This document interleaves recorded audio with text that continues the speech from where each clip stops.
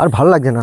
বাড়িতে যখনই যাচ্ছি তখনই সবসময় ক্যাচক্যাচানি, দিন রাত ক্যাচক্যাচানি, এসব ভালো লাগে না। আর খেতে গিয়ে শান্তি নাই, শুতে গিয়ে শান্তি নাই, বসতে গিয়ে শান্তি নাই। সুকুমার, একাই বকতে বকতে আসছিস, কোথায় গেছিলি ভাই? আর বলিস না ভাই, সারাদিন বউয়ের কিচকিচানি বাড়িতে সহ্য করা যায় নাকি? তাই বাড়ি ঢুকছে আর বউ সব সময় পিছনে লেগে আছে।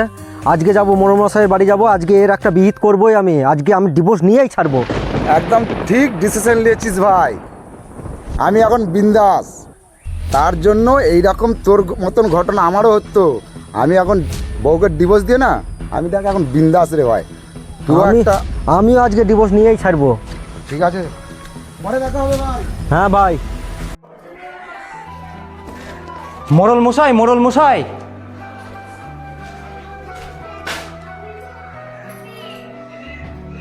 কেন যাই বলো, কি বলবে? গতকাল সুকুমার আর সুকুমারের স্ত্রী যে ঝামেলা হচ্ছিল তার মীমাংসার জন্য ওরা বাইরে এসছে। ওদেরকে কি আমি ডেকে দেবো? হ্যাঁ, তুমি ওদের ভেতর পাঠিয়ে দাও। ঠিক আছে মোড়ল মশাই, ওদের আমি ভেতরে পাঠিয়ে দিচ্ছি।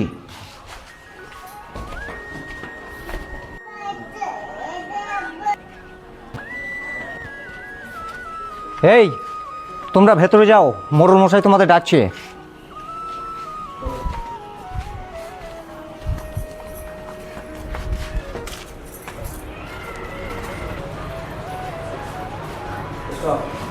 এখানে তোমরা বসো।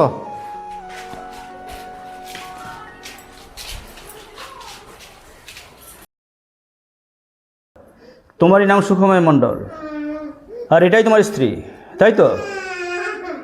হ্যাঁ হ্যাঁ, ওটাই আমার স্ত্রী, আর ওর জন্য আমার বাড়িতে যত ঝামেলা অশান্তি।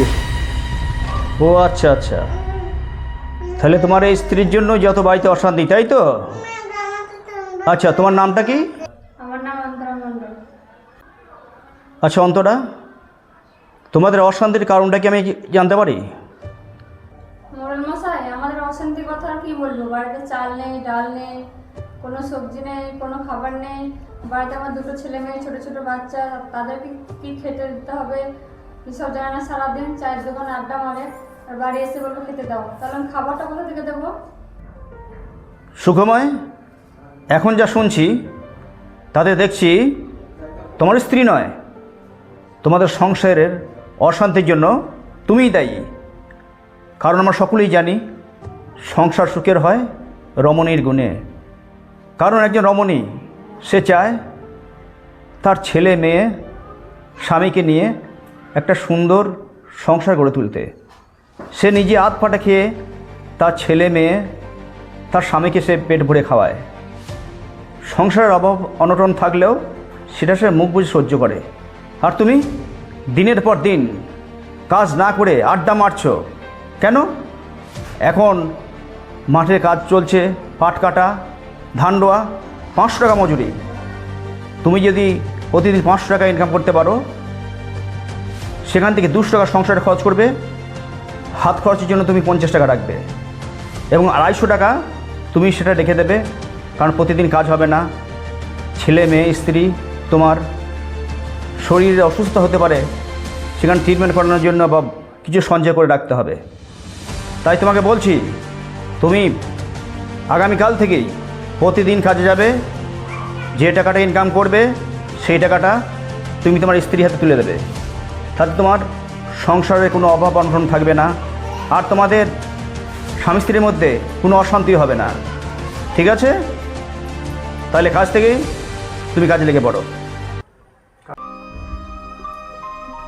হ্যাঁ মোড়ল মশাই, আপনি ঠিকই বলেছেন, ভুলটা আমারই।